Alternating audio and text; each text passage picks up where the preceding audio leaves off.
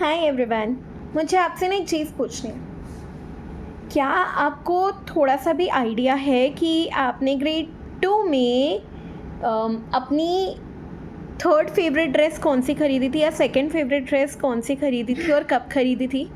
कुछ आइडिया है उसके बारे में? उससे रिलेटेड कोई स्टोरी याद है? बहुत कम लोग होंगे जिनको ये बात याद होगी, राइट? अब मुझे बताइए कि स्टैंडर्ड 5th में आपका फेवरेट कलर कौन सा था? स्टैंडर्ड 1st में सबसे ज़्यादा आपको किस पर प्यार आता था और सबसे नियर एंड डियर कौन हुआ करता था? बहुत सारी ऐसी चीज़ें हैं ना जो हम भूले बैठे हैं हमारे बचपन से रिलेटेड। हमारे बचपन में बहुत सारी ऐसी घटनाएं घटी हैं जो हमने अगर बैठ के याद किया, अच्छे से याद किया तो हमें याद आती हैं, बट अक्सर हम उन ब्लेसिंग्स को, उन मेमोरीज़ को, ब्यूटीफुल मेमोरीज़ को हम भूल जाते हैं।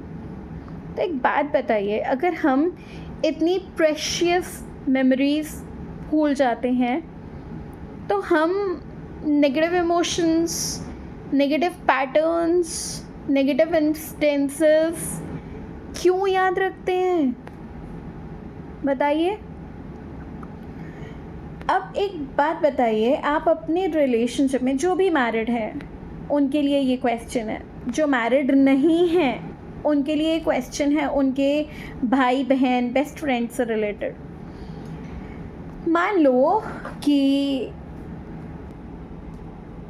मान लीजिए आपके भाई बहन, आपके बेस्ट फ्रेंड, आपका लाइफ पार्टनर, आपके पेरेंट्स, इन लोगों ने आपके लिए बहुत प्यारा सा सरप्राइज़ प्लान किया है।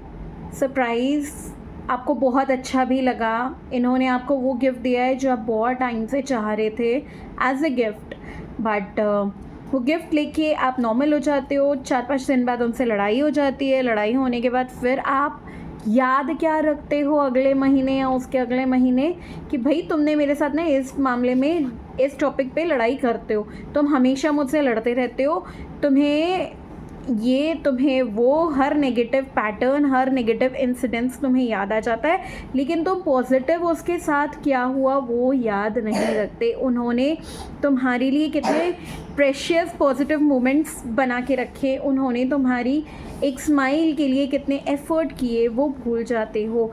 ये जो चीज़ है ना, ये सिर्फ तुम्हारे साथ नहीं है, ये मैक्सिमम जनता के साथ है। हमें ना एक बहुत बुरी आदत होती है कि हम नेगेटिव चीज़ों, हमारा नेगेटिव बायस होता है, हम नेगेटिव चीज़ों को ज़्यादा याद रखते हैं as compare to the positive ones, and हम नेगेटिव चीज़ों पे ज़्यादा फोकस करते हैं। इसीलिए हमारी लाइफ में कहीं ना प्रॉब्लम्स चलती ही रहती है, प्रॉब्लम्स का कोई सोल्यूशन नहीं मिल पाता और हम परेशान रहते हैं, हमें डिप्रेशन होता है, एंग्जाइटी होता है और पता नहीं क्या क्या होता है, जिनकी वजह से बीमारियाँ अल्टीमेटली हमें घेर लेती हैं। तो यहाँ पे ध्यान देने वाली बात क्या है? ध्यान देने वाली बात ये है कि ठीक है, तुमने लड़ लिया, लड़ते हर कोई है, चाहे कुछ भी हो जाए, लड़ाइयाँ ख़त्म होने वाली चीज़ें नहीं होती हैं। अग्री करती हूँ मैं भी, कहीं ना कहीं दिमाग ख़राब होता है, लड़ाइयाँ होती है, बट लड़ाइयों के बाद ना गहरी सांस लीजिए और लड़ाई जिस बात पे हुई है वो भूल जाइए। लिटरली याद रखनी है तो उसमें से आपने क्या सीखा वो याद रखो। आपको अगर 1 महीने बाद कुछ याद रखना है तो अपने पॉजिटिव मोमेंट्स, अपनी प्रेशियस मेमोरीज याद रखो, बाकी सब भूल जाओ। फॉरगिव करो, फॉरगिवनेस की प्रैक्टिस करो, ये बहुत ज़रूरी है आपके मेंटल पीस के लिए। ये प्रैक्टिस कीजिए रेगुलर बेसिस पे, कंसिस्टेंसी के साथ, और मुझे बताइए कैसा फील कर रहे हैं आप। तो चलिए, मिलती हूँ मैं अपने अगले वीडियो में। Until then, please keep healing, take care, and bye-bye.